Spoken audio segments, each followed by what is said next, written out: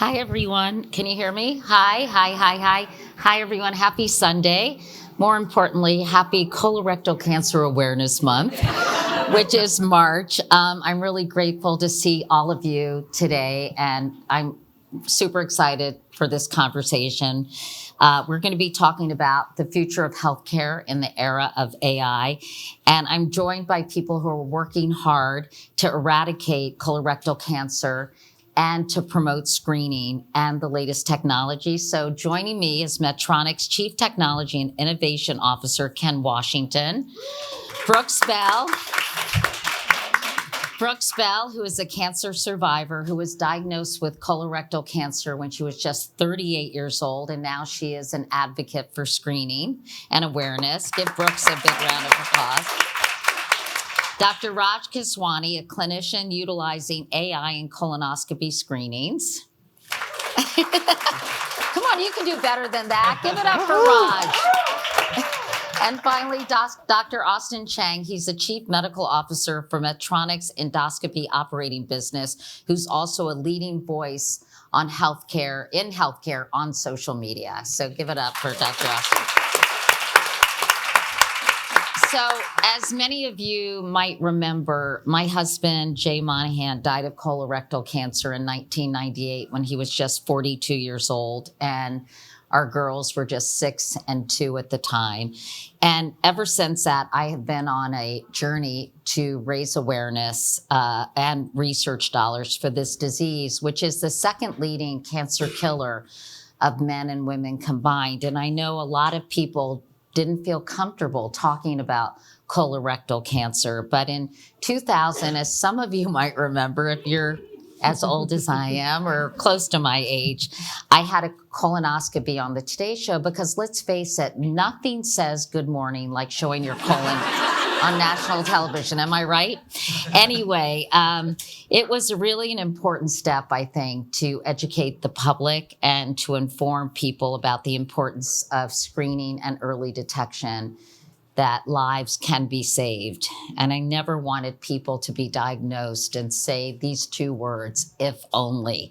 So while colon cancer screenings increased 20% after I had that colonoscopy, it's something I think we need to talk about continuously and educate people, really, because it's so easy to put this screening and this whole issue on the back burner. So I'm really excited to have this conversation, and I hope that afterwards, every one of you, if you're 45 or over, will make an appointment to get a colon cancer screening, talk to your doctor, and tell your friends and family members, because you want to be around for them, and they want you to be around as well. So let's start with this conversation. You know, I was disturbed when I learned the findings of a recent Medtronic survey, you all. 1 in 3 women wrongly believe that colonoscopies aren't recommended until age 50, even though 3 years ago the screening age was lowered to 45. And only 44% of Gen X women, I think many of you fall in that category, that's women between the ages of 44 and 59, many of whom are the recommended age for colonoscopy screening, have actually had one, even though 80% of those same women have had a mammogram. So Dr. Austin Chang, I'm going to start with you. Why are we seeing such a lack of awareness and education, especially among women, around screening? Because I know I talk about it constantly, and it's frustrating that they're not getting the message. Yeah, well, thank you for kind of educating everyone about the new screening recommendations of getting a colonoscopy starting at age 45. And previously, I think that recommendation of age 50 is so deeply ingrained in kind of the conversations around colorectal cancer that I think a lot of people still have that belief that it's still age 50, and maybe a lot of women are still kind of used to that versus getting their colonoscopy at age 45. And on top of that, I think that, you know, it's interesting to see that there's such a disproportionate amount of attention towards other conditions like breast cancer and a lot of investment towards messaging around mammograms. And in some ways that messaging is very targeted, and I think that's probably one reason why women are more receptive to that conversation. And on top of that, I think colonoscopy, as you mentioned, there's a lot of taboo and stigma talking about butts and colons and poop yeah. and all that stuff. It's like, ew. But, my daughters used to read this book called Everybody Poops. And it's sort of like, if you're lucky, everyone has a colon. Continue, Austin. That's so true. Yeah. And so I think part of it is also that stigma. But no, I think, you mentioned, many Gen Xers here, but also there's this, among younger individuals, Gen Zers, millennials, that's actually where we see the biggest kind of misunderstanding around how colorectal cancer actually doesn't disproportionately affect women. It's actually, it's not just a men's disease. It affects both men and women equally.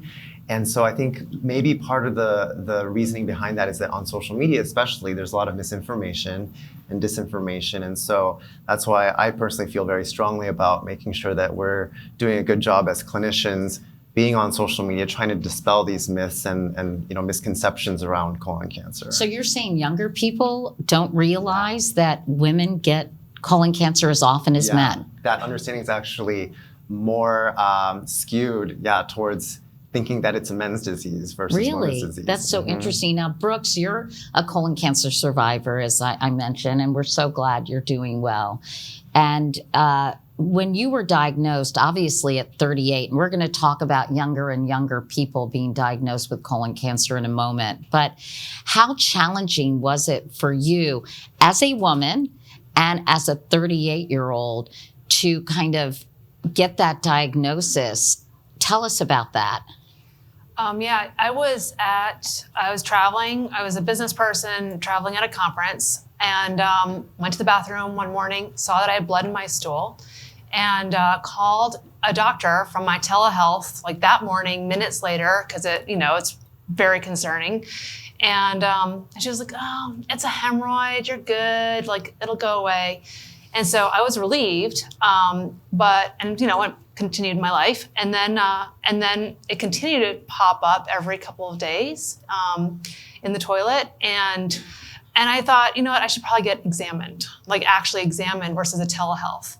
And so I went home and I had an appointment with my primary care doctor.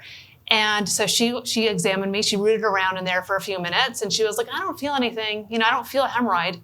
And she's like, "But it's still probably a hemorrhoid." And she was like, "So, call me in a month. Here's some hemorrhoid cream."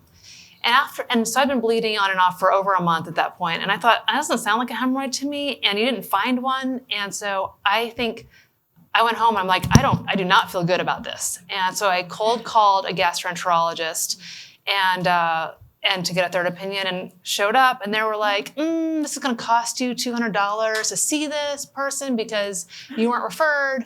So it was just like every step of the way, it was sort of like little barriers and discouragement. And when I finally got in front of a doctor, a gastroenterologist, they were like, 2 months of bleeding is not normal. And the way you're describing what it actually looks like does not sound like a hemorrhoid, and that you are not too young for colon cancer. And so I got a colonoscopy 4 days later, and sure enough, it was already a stage 3 tumor that was causing the bleeding.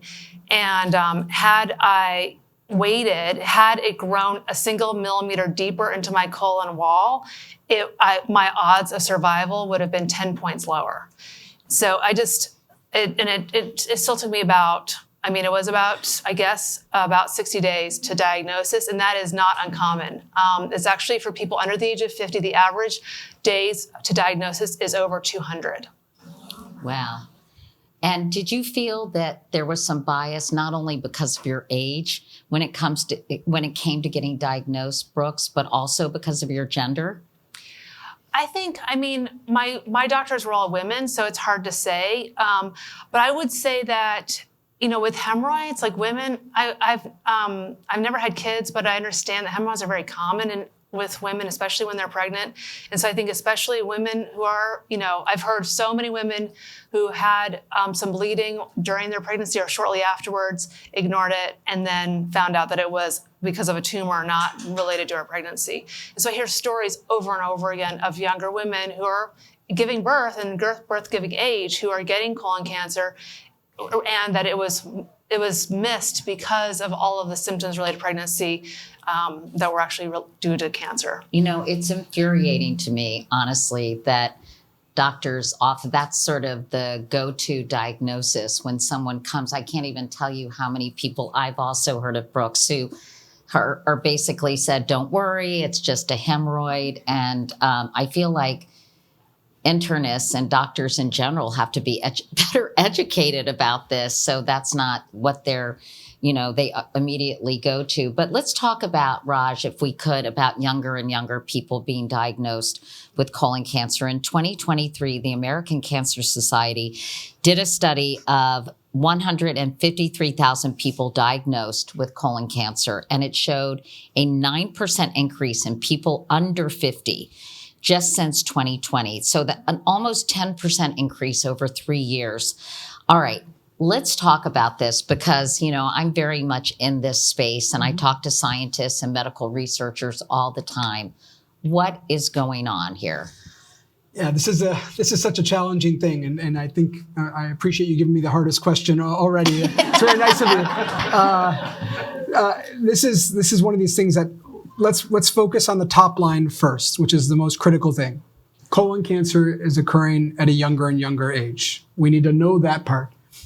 Then the why is equally important because I think once we get to the why, we'll be able to hopefully prevent it from occurring at a younger and younger age. Unfortunately, the why is still an area of research, right? I want to make sure that we untangle the importance of family history and genetics as a component of this for younger people, and also the environment, which might be things like, the diet we eat, microplastics, which everyone has heard of in the news recently because of coronary artery disease, the microbiome, all these words that you hear that are all important in contributing. I want to make sure we understand those things are important in environment, but we also need to be thinking about the genetic component for an important proportion of people, which is why it's so important for people to know their family history, because that's when you really need to be thinking about colonoscopy, even if asymptomatic at a younger age. So it's a challenging question. I think the most important thing for us to know is this is why the screening guidelines have changed for the average risk patient to get colonoscopy at age 45. That doesn't mean that some people don't need it earlier, again, based on your family history, but for the average risk at 45. And that message, through work that people like Brooks are doing, that message is resonating out there, but not to everyone, which is why all these sort of efforts are important. And the reason we have this 45-year-old change is that colonoscopy, which is still the most predominant way to screen for colon cancer, isn't just a colon cancer detection test, right? It's a little different than some of our other screening tests. It's the opportunity to find it at the pre-cancerous stage, remove something, and prevent colon cancer. So in many ways, these are messages of, like optimism, right? We've moved the age till 45 because we know it's happening earlier, so we can detect the precancerous lesions earlier. And there are success stories because of that, right? And in our practice, and I'm sure Austin feels the same way, we see patients now at 46, 45, who have lesions that would have certainly turned into cancer if the age had remained 50. I think we have a patient story, a patient of mine that we can show, I think, just to sort of show that that difference that 5 years has made. When did you get your first colonoscopy, and what prompted you to get screened? I had my first colonoscopy at age 47, and what prompted me was my primary care physician had recommended. He had said at 45 I should start thinking about it, and so that was what motivated me to do it. At 45, you don't really think that this is going to impact you, so it definitely wasn't something that was pressing on my mind. I had my procedure, and I received the results, and they had said that they found kind of a larger size polyp. My initial response was, this could be something significant. This could be cancer. This could be a big issue, and I didn't want to be dealing with this. So it was a wake-up call. So what was recommended after you received the results of your colonoscopy? It was recommended that I see another gastroenterologist that specializes in interventional procedures. The concern was the polyp was larger size and that it may have to be a surgical procedure if they were not able to get it through a colonoscopy. I met Dr. Kashwani the morning of the procedure. He explained to me what he was going to do and the process. His plan was to remove it all through the colonoscopy. When I woke up, I found out he was successful. He was able to get everything, and everything went well. What follow-up was required after this procedure? It was recommended that I come in for another colonoscopy to repeat to make sure they retrieved everything and that nothing had come back. The results of my follow-up colonoscopy were good. I was cleared and nothing had grown. I'm absolutely grateful that I did it at 47. I think that knowing what I know now, had I wait, the outcome could have been much worse. What do you think about using AI in medical procedures? I'm 100% supporter for technology. I think that if there's something out there that can help improve a process or improve a procedure, I support that.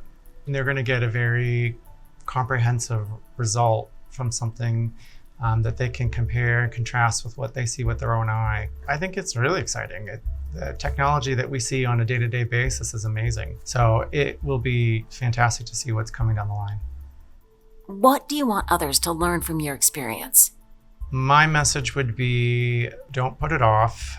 Recommendation is 45. I would do it as soon as you can.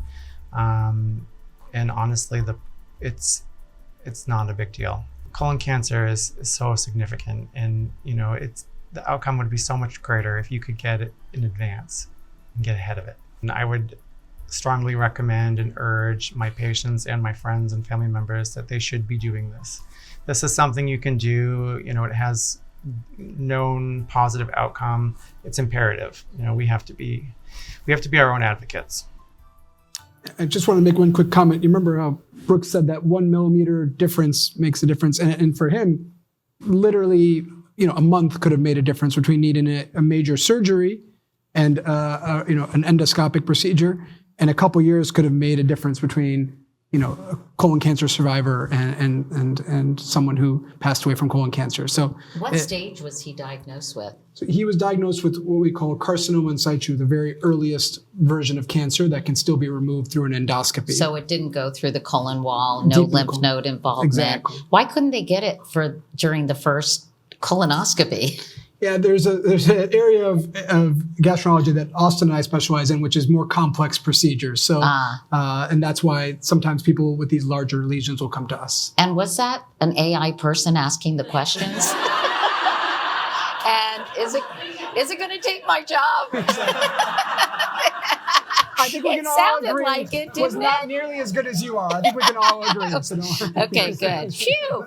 Okay, so this video mentioned GI Genius, and this is something that we're going to be talking about because the good news is there's some exciting technology, and of course, I'm sort of joking, but everybody's very nervous about AI and what it portends for people's jobs and the robot apocalypse and everything, but it is really, really exciting when it comes to medicine, the potential of artificial intelligence. And can you quickly explain how AI is revolutionizing and will continue to revolutionize healthcare? Because I think people still don't understand it. Yeah, sure. It's a great question because there's so much noise and hype about AI. It's important to take a step back and really understand what is really going on here. And it's really not magic. Because you have to remember that AI is not new. It's been around since the 50s. But what's new is it's gotten so good. I mean, it's gotten extremely good. It's gotten so good because we're in a new era of AI where the computer and the algorithms that make up this artificial intelligence is now being trained by data, kind of like how you train your kids. So like you show them fruit, like this is an apple, this is a pear, this is a banana. And then you repeat when they get it wrong, you reinforce them with something, with rewards. AI works the same way. But the difference is there's millions of data records that you can feed the computer. So it can learn really well. And because it's a computer, it can do these computations to give you results extremely fast. It can do it in real time. You saw little clips of that in the video where the GI Genius box was in real time giving the doctor advice by showing him or her where they needed to take a second look, kind of like a second pair of eyes, like an assistant. And so by doing these calculations that's fed by millions of data of records, the AI can actually be an assistant to give better outcomes and lead to better therapy. So it's an exciting time. In fact, some experts in AI say that the healthcare area is the area that stands to have the most benefit from AI of any other field. And I've worked in multiple fields, and that's why I work at Medtronic today, because I wanted to be part of this revolution. And so it's all these, they call them large language models, but it's just millions and millions of data sets that allow the physician or the clinician or the technologist to kind of compare what they're seeing versus all these other data sets in a similar situation. Is that basically it, Ken? That's basically it. It's there are a couple different flavors of AI. The kind of AI that powers our GI Genius product is what's called machine learning, or actually it's deep learning. It doesn't go all the way into generative AI, nor does it need to, because you're not generating new content. You're learning from the history of others who have had colonoscopies or others who have generated data associated with having a polyp or having a lesion.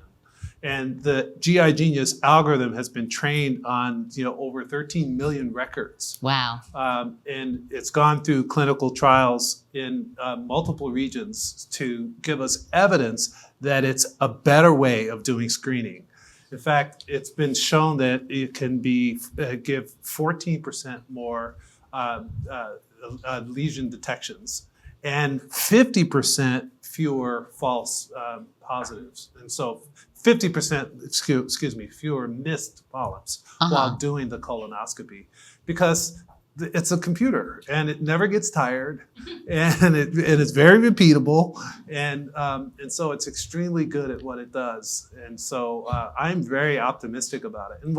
And one thing I'm really excited about is this is not just limited to colonoscopies. The science of using machine learning and data analytics and artificial intelligence in healthcare applies to many other therapies and cancer detections, recognizing irregular heartbeats for saving someone from having a heart attack. We have an FDA-approved product that does that. Guiding surgeons in robotic-assisted surgery with the repeatable, precise placement of the surgical instrument every single time, because it's been trained on millions of data points. So the future is extremely bright, but it's important to remember that in every case, these therapies that are AI assisted are to assist the human doctor professional. And so this is one of our tenets of how we apply AI, is it's a human assistant, kind of like your driver assist in your car. Yeah, And, God, how did we operate before GPS? I have no idea. I used to read maps, and now I couldn't get anywhere without Siri telling me where to turn. Raj, so tell us how you're using GI Genius with your patients and sort of what the results have been and how you're liking it. Yeah, I think the idea of, and sort of Ken alluded to this, and I think it's really important for us to understand, AI is making a good doctor better, right?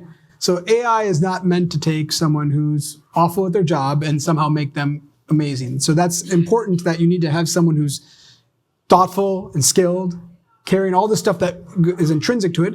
And to be fair, at Northwestern, we were already doing all that. So we thought we couldn't get better, right? Maybe it's arrogant. We thought the machine couldn't help us, right?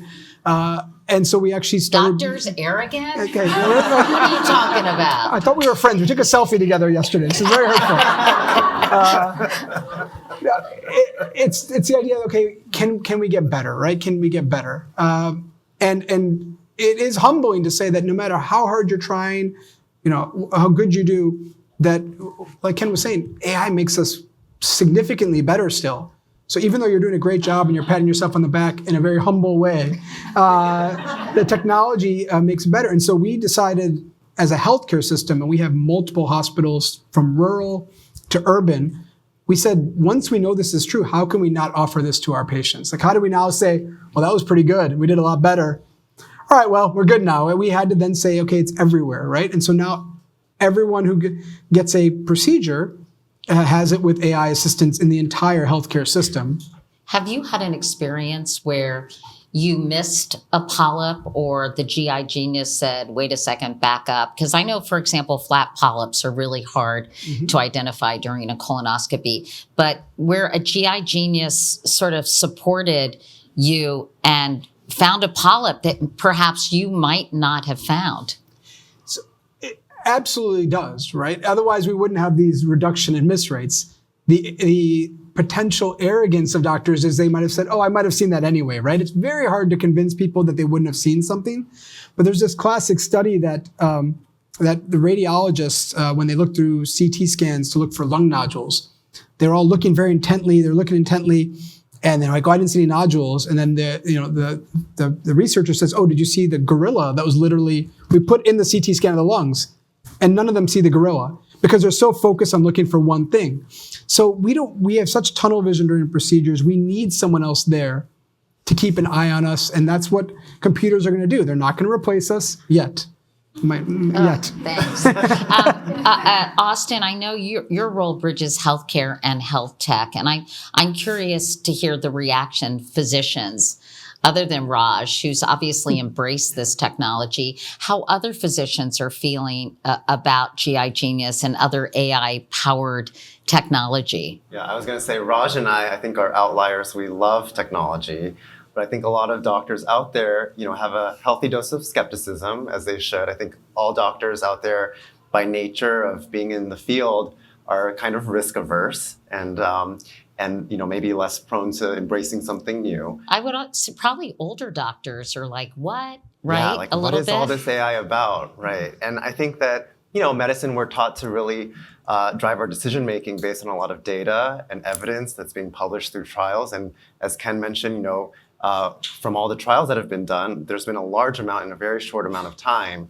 And we've shown, on average, a 14% increase in this precancerous adenoma polyp detection rate. And why that's important is because every 1% increase in that is actually a 3% decrease in new cases of colorectal cancer. So it's pretty significant. And I think we have to get over this idea of, it's going to replace us as doctors, our jobs. I don't think that in the time that we've had AI out, no doctor has been replaced by AI yet.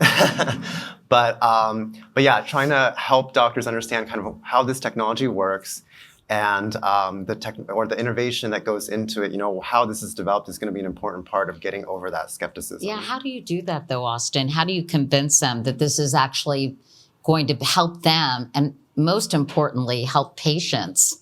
Yeah. Well, honestly, using the device, I think we hear a lot of stories about how at first doctors are hesitant, and it only takes one case where the AI actually, points them in a direction that they would never have thought to even look in. And that's that aha moment is kind of what changes their minds. And so hopefully with more of those examples and stories and word of mouth, we can get the message out there that this really isn't something scary, but actually helps them do their job better. Yeah, I'd like to follow up on that. I think storytelling is super important because oftentimes, people have this preconceived notion about AI, as you said, being this sort of this replacement technology and being something that it isn't. It's not like magic. It's simply an algorithm that's been trained on massive amounts of data to help you. And so I like to tell stories about how we use AI in our daily lives in ways that we just don't even realize because we've just absorbed it into our everyday routines. Like when we drive our vehicles every day, we're using AI because our vehicles have been tuned using algorithms trained by data to help you steer better, to help you brake in a more smooth way, to help you accelerate around corners to help you use less gas in your combustion. If you have an electric car, how to control the energy management in your battery. all of those are examples of how you're taking advantage of AI in everyday life.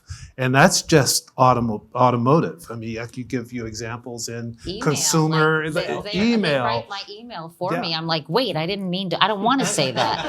Exactly. Anybody take a selfie today, right? If you've taken a selfie or used a cell phone, there's a ton of AI built into cell phone cameras that help them process the image to be better than they would be if they had no AI. So the AI that we're talking about for healthcare is no different. It's helping these amazing doctors be even more amazing. Brooks, you've been such an incredibly powerful advocate for colon cancer screening. How are you spreading the word that people need to be screened? They need to be screened starting at age 45, but also for these younger patients like you, and about sort of the benefits of this AI technology. So tell us what you're doing out there. So when I ran a data company before my diagnosis. And so when I was going through treatment, I was kind of coping with everything by looking at the data and just learning everything I could about colorectal cancer. And this was not on my radar before I was diagnosed. I mean, I was barely thinking about cancer generally. And so what I just learned this mind-blowing data around colon cancer that I just said that people need to know. Like I learned the biggest thing was that more people die of colon cancer than breast cancer each year. Like in some ways it's bigger than breast cancer. And I was already so aware of breast cancer kind of growing up. To find out this is just as big of a disease that no one talks about was crazy. And then to find out that this is actually preventable in a way that other cancers are not preventable. So like this exciting thing that this is preventable, and then to just start to put those together. And then also to learn that it's really underfunded, that it only raises $20 million in private philanthropy each year compared to $400 million that breast cancer raises. And so because it's so underfunded, that's one reason we don't talk about it at all. We don't have any like planes, doing fundraisers or pink planes, or, we don't have any big corporations doing big campaigns for colon cancer. In fact, and then just thinking about how do we get out awareness for this, because it's preventable, like people can do something about it versus just hope that they are, unlucky. And so I was actually looking back at what you did 20 years ago and seeing the impact it had. She said it was 20% increase in colonoscopy appointments. It was actually called the Couric effect. Thank you. That was her.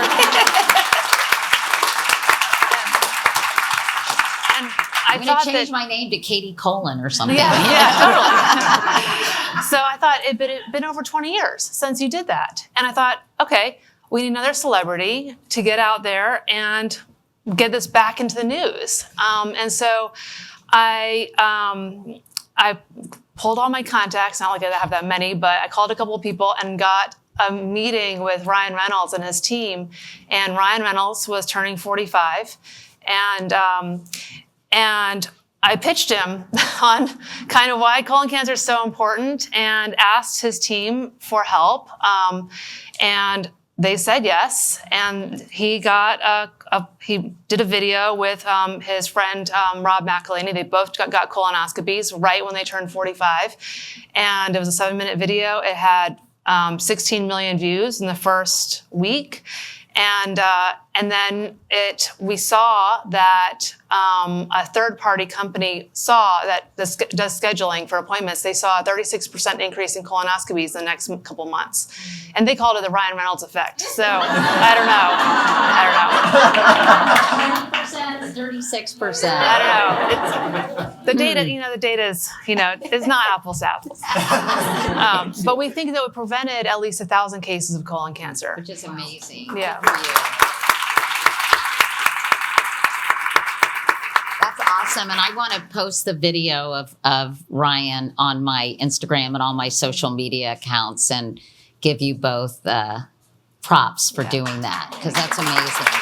One thing I wanted to say, Katie, before you move on, one thing I just wanted to call out for those in the audience, to call back to all the conversation about AI, and there is differences in quality of colonoscopies. When you go to get your colonoscopy, make your first appointment, what you can do to make sure you're getting high quality colonoscopy is to ask them to tell you, ask the doctor to tell you what their ADR rate is, adenoma detection rate. And it should be about 50%, right? If they're a good doctor, 50% is the target. And if they're using the new technology like GI Genius, then that increases it by 14%. So that helps their ADRs go up. You're getting a better colonoscopy. But that's the question you ask to get a solid colonoscopy. Before we talk about at-risk communities, I just want to mention some things quickly. And Brooks, if you want to chime in. Okay, so a lot of people say, I don't have a family history. 70% or so of colon cancer cases have no family history. So that should not give you a false sense of security. You still need to be screened at 45. If you have a first-line relative who has been diagnosed or passed away from colorectal cancer, you need to be screened 10 years before that person was diagnosed. For example, my husband, Jay, was diagnosed at 41. My daughter, Ellie, had her first colonoscopy at 31. So those are things I just want to kind of just review the guidelines.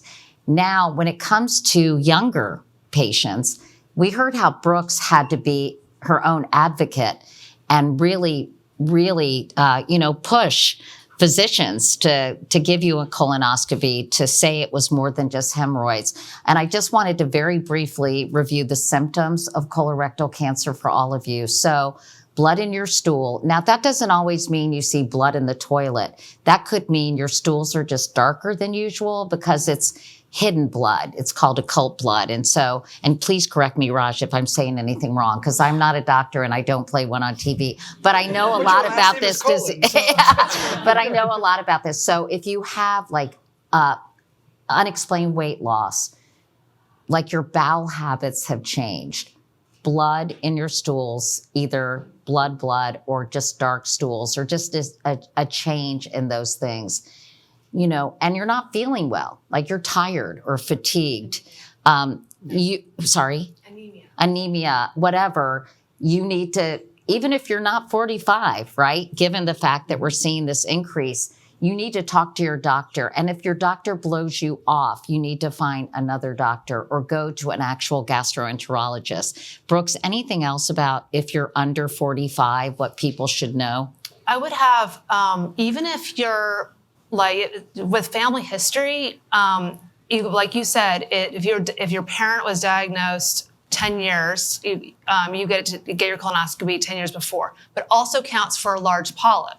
They didn't need to have actual colon cancer. They need to have a polyp that was larger than 10 millimeters. And so having a conversation about whether or not your parents had big polyps is a conversation worth having. And then you can also bring that to the doctor. And genetic testing. I mean, I really recommend that people get genetic testing.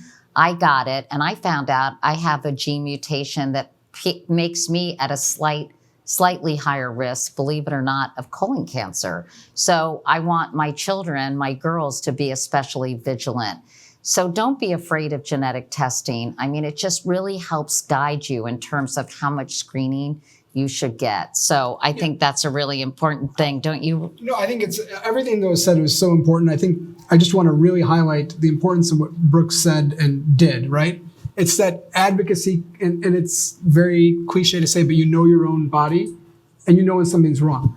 I mean, statistically, it is hemorrhoids, right? That's just the reality. That's why everyone says it. But there's a difference between I bled once versus I'm bleeding every day and I've never had any bleeding before and I have no reason to have hemorrhoids. And so it's not that the doctors always want to say, oh, just blow you off. And some of them do, and you need to find a new doctor. But it's the going back and saying, actually, I don't feel right. Things aren't right. Maybe you should check my blood count. Maybe we should do something else. So that advocacy, self-advocacy message is really what I think is important for everyone to have. And also for your relatives and your friends, right? To say, hey, you're not feeling right. If your doctor didn't say it was anything, they might mean well, but they didn't really hear what you're saying, which is this is very abnormal for me. And so I think that's a very important message that for me, I guess, I hope resonates the most. Yeah, thank goodness you did that, honestly. The doctors don't. Well, I think I mean, it's awkward to say this up on stage, but like for me, the doctors didn't ask me any follow-up questions about this blood in my stool. They didn't ask me, like, what did it look like? You know, give me a full description, and they should have, because in my case, and we'll describe it to you, it looked like I'd been eating tomatoes. It was like a kind of a ribbon and I was like, wait, I eat tomatoes all the time. I don't see it show up, But I felt like it was tomatoes, not blood. It wasn't obviously blood. And so Thanks it was. for sharing. I know. That's exactly what you want to hear. Super gross. I'm the I talk about this all the time. I'm just being funny. But it's important to know, to be able, like, it's I don't want to talk about it, but it's also really important that doctors don't want to talk about it either. No one wants to talk about it, but it's actually really important to normalize talking about it with your doctor. You have to start the conversation in many cases to just go there, because that really was the key thing. No, you're so right. We have to kind of normalize these conversations, because it's another part of your body that you have to take care of. And, that's the bottom line. Austin, how are you ensuring that at-risk communities know about their options for care? Yeah. And know about that these screening possibilities are available to them? Yeah, so colorectal cancer doesn't discriminate, but the reality of the situation in our country is that there are certain populations that are disproportionately affected.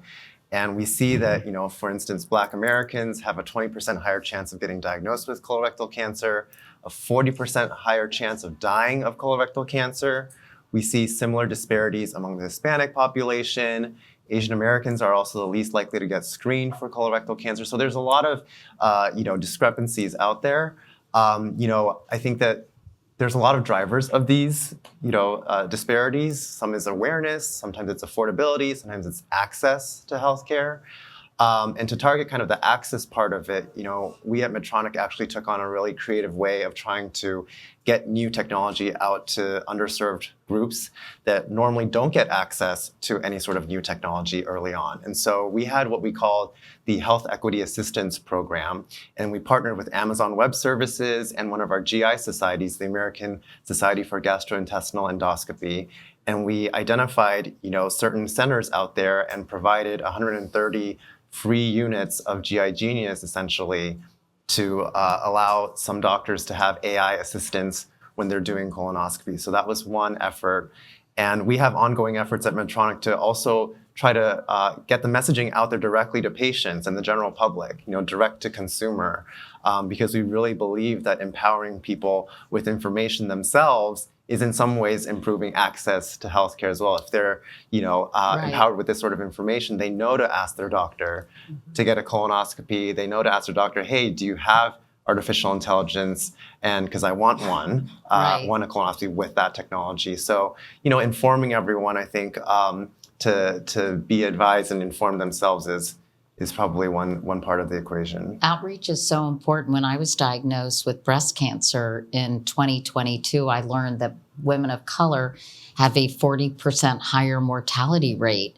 And some of it is access and, this two-tiered, unfortunately, healthcare system we have in this country. So just going directly to those communities and educating them either through like Black churches or neighborhood fairs or whatever is so important, because I just felt like that was just a really upsetting statistic when I heard it. And Raj, I know that you care deeply about addressing health inequities. And one thing you pointed out to me when we were talking is this is actually, AI and something like GI Genius is a way to level the playing field for certain patients. Can you explain what you meant by that? Yeah, I think it's a really important point, and Brooks touched on this, and I want to really emphasize this. And I talk to my patients about this as well, right? So when I give you a Tylenol, no matter what, you're all getting the same Tylenol, right? Everyone's getting the same dose.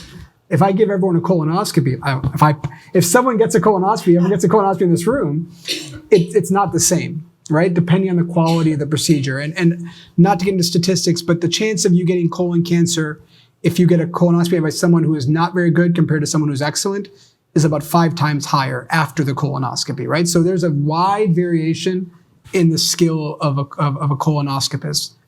And unfortunately, that can be disproportionately lower skilled colonoscopists in areas that are underserved.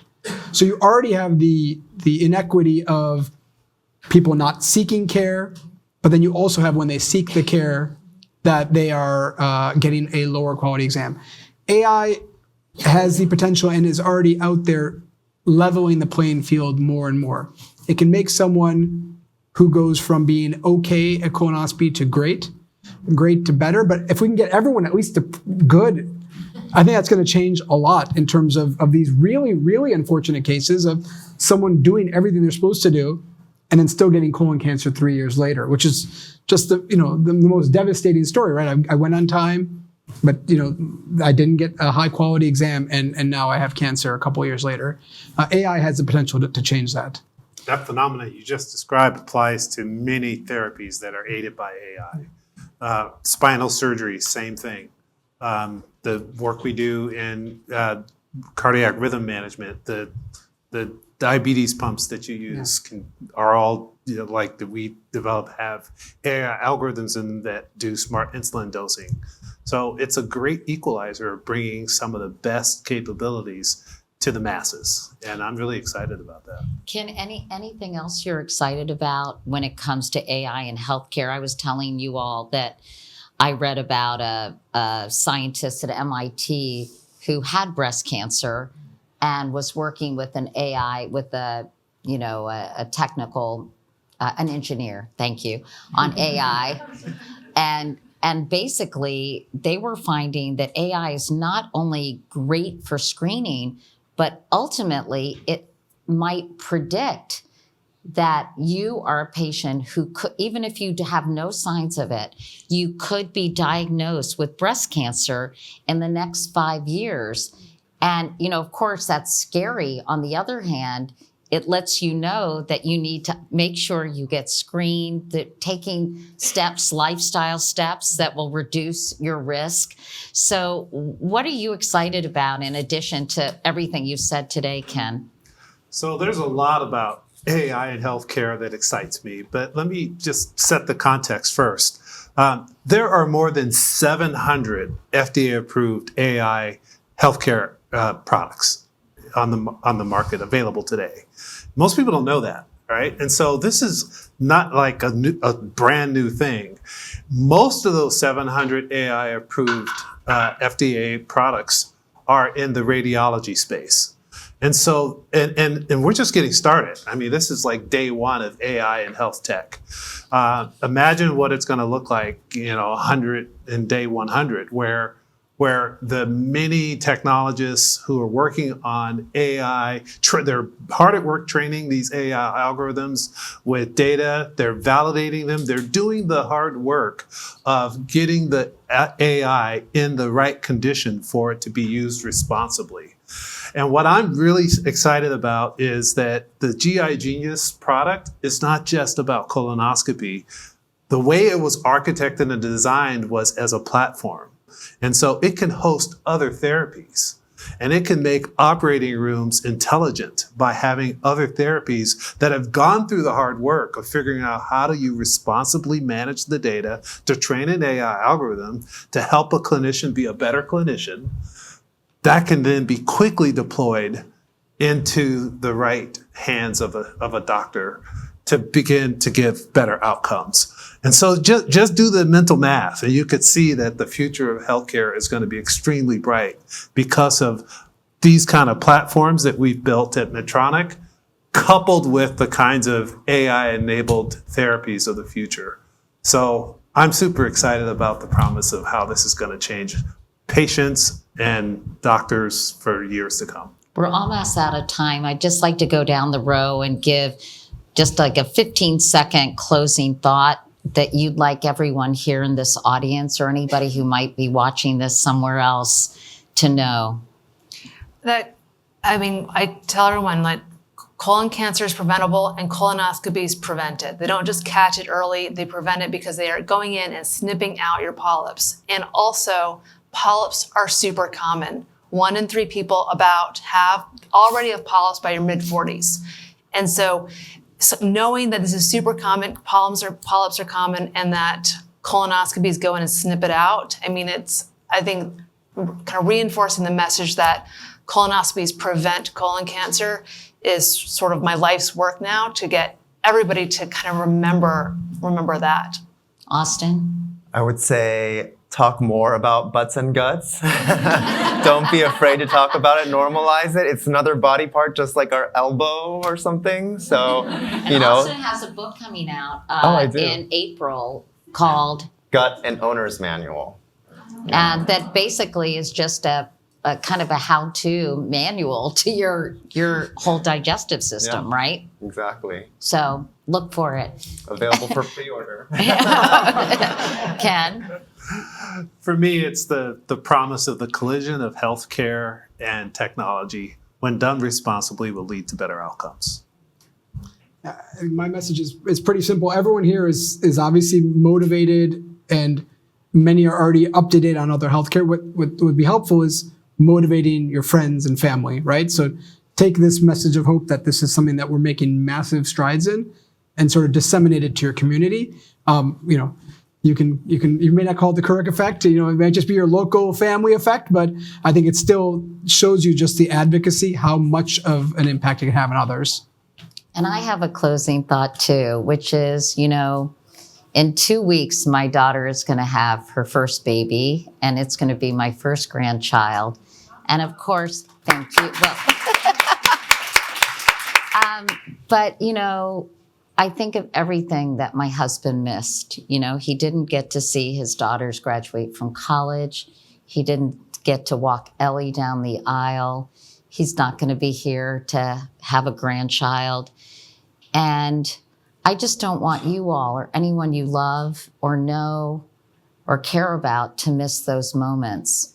So it would be so wonderful if tomorrow you call your doctor if you haven't gotten a colonoscopy, you make an appointment, or you talk to your doctor about other screening options that are out there.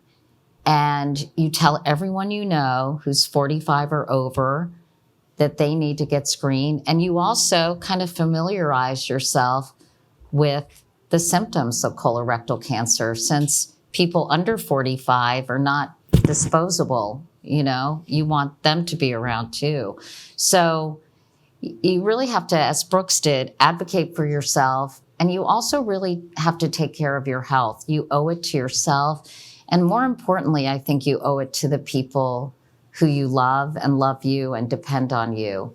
So if you could even, it's Colon Cancer Awareness Month, so it won't be out of left field if you wanted to post on social media like, hey, everybody, I'm just giving you a reminder that you need to get screened for colon cancer, and just have this conversation with your friends and family.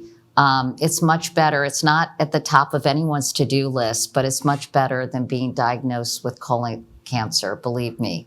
So I just want to leave you with that message.